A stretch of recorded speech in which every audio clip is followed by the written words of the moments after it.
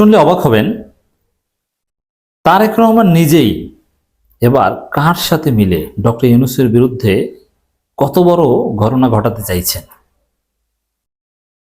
দর্শক, আমরা সমগ্র বাংলাদেশি যার বিরুদ্ধে এই কয়েকদিন যাবৎ সোচ্চার, তুলসী গ্যাবার্ডের কথা শুনেছেন না? তুলসী গ্যাবার্ড একজন ইসকন সদস্য, একজন বিজেপি সমর্থক, একজন নারী, মার্কিন যুক্তরাষ্ট্রের সবগুলো গোয়েন্দা সংস্থার প্রধান, ডোনাল্ড ট্রাম্পের অত্যন্ত কাছের, নরেন্দ্র মোদী শেখ হাসিনার অত্যন্ত কাছের তুলসী গ্যাবার্ড, যিনি বাংলাদেশের বিরুদ্ধে ভয়ঙ্কর প্রোপাগান্ডা চালাচ্ছেন যে বাংলাদেশ নাকি ইসলামী খেলাফত কায়েমের মুখোমুখি,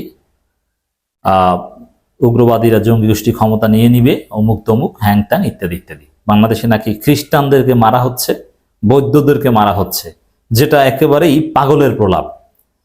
কোনো বৌদ্ধ খ্রিস্টান এই অভিযোগ করলো না যে আমাদের উপর কেউ হামলা করেছে। আর হিন্দুদের সাথে মারামারি যেটা ঘটেছে, এটা হিন্দুদের দুই গ্রুপেও ঘটেছে, সেটা রাজনৈতিক, সেটা ধর্মীয় কোনো মারামারি নয়। এটা প্রফেসর ইউনূস ক্লারিফাই করেছেন।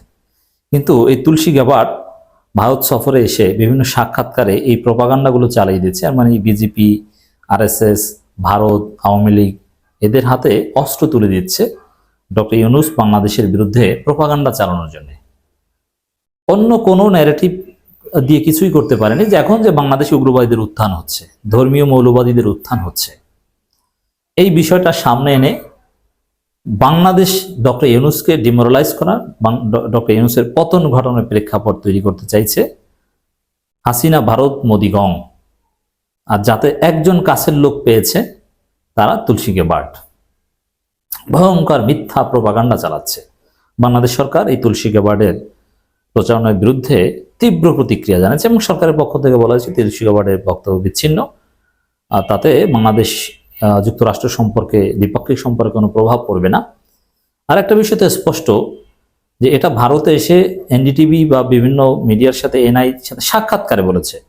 এটা ইউএস স্টেট ডিপার্টমেন্টের পক্ষ থেকে বলা হয়নি, কিংবা হোয়াইট হাউসে বসে বলা হয়নি। অতএব এটা যুক্তরাষ্ট্রের অফিসিয়াল বক্তব্য নয়। ডোনাল্ড ট্রাম্প উদ্বিগ্ন, এটা খুব সিরিয়াস কথা। বাংলাদেশ নিয়ে যুক্তরাষ্ট্রের প্রেসিডেন্ট উদ্বিগ্ন হলে অবশ্যই এটা সিরিয়াস।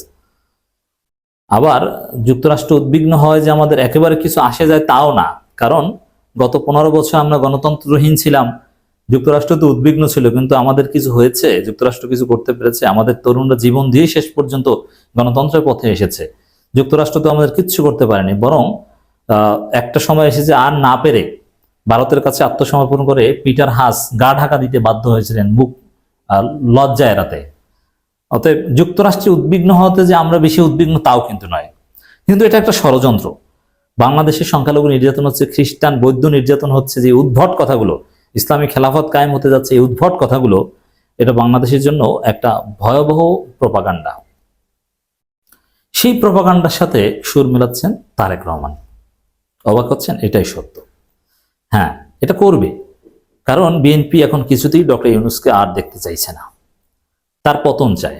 আর তার পতন ঘটাতে হলে ডক্টর ইউনূসের শত্রু যারা, ভারত, আওয়ামী লীগ, এই তুলসী গ্যাবার্ড, তাদের সাথে হাত মেলাতে হবে, এটা অনিবার্য।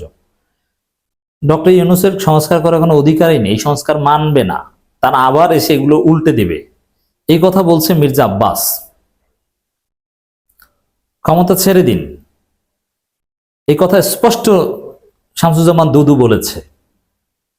তারেক রহমানও এই সরকারের নিরপেক্ষতা নিয়েও প্রশ্ন তুলেছে। তারেক রহমান একটা বক্তব্য দেখেন, ধর্মীয় উগ্রবাদ নিয়ন্ত্রণ না হলে ফেসিবাদীরা সুযোগ পাবে।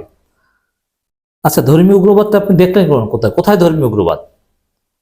হাসিনার আমলের চাইতে ধর্মীয় উগ্রবাদ যথেষ্ট কম। কে বলেছে ধর্মীয় উগ্রবাদ? যেই সময় তুলসী গ্যাবার্ড বাংলাদেশে ধর্মীয় উগ্রবাদের প্রচারণা চালায় সাক্ষাৎকারে, যেটাকে লুফে নিয়েছে আওয়ামী লীগ, হাসিনা, মোদি, ভারত, গদি মিডিয়া, সেই সময় তারেক রহমান বলছে যে বাংলাদেশে উগ্রবাদের হাত থেকে রক্ষা করতে হবে, উগ্রবাদকে নিয়ন্ত্রণ করতে হবে। মানে ওদের সাথে হাত মেলাচ্ছে তারেক রহমান, ওই সেম ন্যারেটিভ এস্টাবলিশ করছে যে না, বাংলাদেশে উগ্রবাদীদের উত্থান এটা তো শুধু আওয়ামী লীগ কিংবা তুলসী গ্যাবার্ড বলছে না, ভারত বলছে না, ময়ূক বলছে না, এটা তো তারেক রহমানও বলছে। তারেক রহমান এই ঘটনাই ঘটাচ্ছে। আমি তারেক রহমান এই বক্তব্যের তীব্র নিন্দা প্রতিবাদ জানাই। বাংলাদেশে উগ্রবাদী আচরণ করছে এখন বিএনপি, ধর্মীয় উগ্রবাদী নেই। একটু মাথাচাড়া দিয়ে ওঠার চেষ্টা করেছিল, যেটা সামান্য, এর চেয়ে বেশি আওয়ামী লীগ আমলে ছিল, সেটা এখন ডলা খেয়ে সোজা হয়ে গিয়েছে। বাংলাদেশে এখন গণতান্ত্রিক ইসলামপন্থীরা দাপিয়ে বেড়াচ্ছে, জামাত ইসলামী, চরমোনাই, এরা। ধর্মীয় উগ্রবাদী আপনি কোথায় দেখলেন? কে? এটা বিএনপির আমলে যা ছিল তার 50% এক ভাগও এখন নেই। হ্যাঁ, এমন ভাবে বলছেন যে নিয়ন্ত্রণ না হলেই, মানে একেবারে নিয়ন্ত্রণহীন, মানে এই কথার অর্থ কি? ধর্মীয় উগ্রবাদ নিয়ন্ত্রণ না হলে মানে বর্তমানে নিয়ন্ত্রণহীন। ধর্মীয় উগ্রবাদ এখন নিয়ন্ত্রণহীন, সরকার নিয়ন্ত্রণ করতে পারছে না, অতএব নিয়ন্ত্রণ করুন। এটাই তো তারেক রহমানের বক্তব্য থেকে বোঝা যায়। একদম তুলসী গ্যাবার্ডের ভাষায় কথা বললেন, সার কথা। তুলসী গ্যাবার্ডের সার কথা আর তারেক রহমান সার কথা এক। বিএনপির ভারপ্রাপ্ত চেয়ারম্যান তারেক রহমান বলছেন, অন্তর্বর্তী সরকার ধর্মীয় উগ্রবাদ ও চরমপন্থীদের নিয়ন্ত্রণে ব্যর্থ হলে ফেসিবাদীরা ফের গণতন্ত্র হত্যার সুযোগ পাবে। এমনটা ঘটালে বহির্বিশ্বে বাংলাদেশে ইমেজ সংকট পড়বে। এখানে ধর্মীয় উগ্রবাদ বলতে কিছু নেই, চরমপন্থী বাংলাদেশে নেই। এখন চরমপন্থা বা উগ্রবাদী আচরণ করছে বিএনপি এখন ধর্ষণ করছে। জুলাই অভ্যুত্থানে শহীদ হয়েছে তার মেয়েকে বিএনপি ধর্ষণ করছে। বিএনপি জুলাই অভ্যুত্থানে অংশগ্রহণকারী নারীদের ওড়না টান দিচ্ছে, তাদেরকে থাপ্পড় দিচ্ছে কানে, তাদেরকে পেটাচ্ছে ঝিনাইদহের মহেশপুরে। নারী নির্যাতন করতে গিয়ে, ধর্ষণ করতে গিয়ে বিএনপি ছাত্রদল অনেকে বহিষ্কার হচ্ছে। প্রতিনিয়ত এই ধরনের ঘটনা ঘটছে। ডাকাতি করতে যেয়ে বিএনপির পদধারীরা নিয়মিত গ্রেপ্তার হচ্ছে।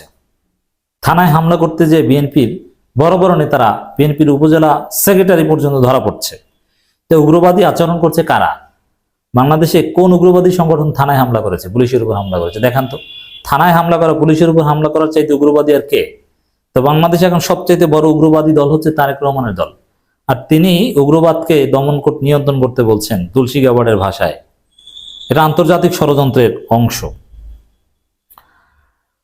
তারেক রহমান বলেন, ধর্মীয় উগ্রবাদী ও চরমপন্থীদের প্রতিহতের পাশাপাশি গণহত্যাকারীদের বিচার করাই হবে নতুন রাজনৈতিক বন্দোবস্ত। নির্বাচন না দেওয়ার কারণেই ফ্যাসিস্টদের চরমভাবে বিদায় নিতে হয়েছে, তাই নির্বাচনই গুরুত্বপূর্ণ। নির্বাচন কোনো গুরুত্বপূর্ণ না, নির্বাচন সময় মতো হবে, আপনাদের নির্বাচনের নামে কারচুপির সুযোগ দেওয়া হবে না। তিনি আরো বলেন, সরকারের কয়েকজন উপদেষ্টা ও কয়েকটি রাজনৈতিক দল কিছু ভিন্ন সুরে কথা বলছে। যদি জনগণের আকাঙ্ক্ষা উপেক্ষা করে গৌণ উদ্দেশ্যকে গুরুত্ব দেওয়া হয় বলে জনগণের কাছে ভুল বার্তা যাবে বলেও মন্তব্য করেন তিনি। তো দর্শক, এই হচ্ছে তারেক রহমানের বক্তব্যের সার কথা, যে কিভাবে ভারত, মোদি, তুলসী গ্যাবার্ড, আওয়ামী লীগের সাথে তারেক রহমান সুর মিলাচ্ছে। আমরা অবাক। তুলসী গ্যাবার্ডের সুরে তারেক রহমানের বক্তব্যের তীব্র নিন্দা প্রতিবাদ জানাই। আমাদের কথা স্পষ্ট, তারেক রহমানের বক্তব্য ডক্টর ইউনূসের বিরুদ্ধে ষড়যন্ত্র অংশ। বাংলাদেশে কোনো উগ্রবাদ, মৌলবাদ এগুলো নেই, এগুলো সঠিকভাবেই দমন করছে।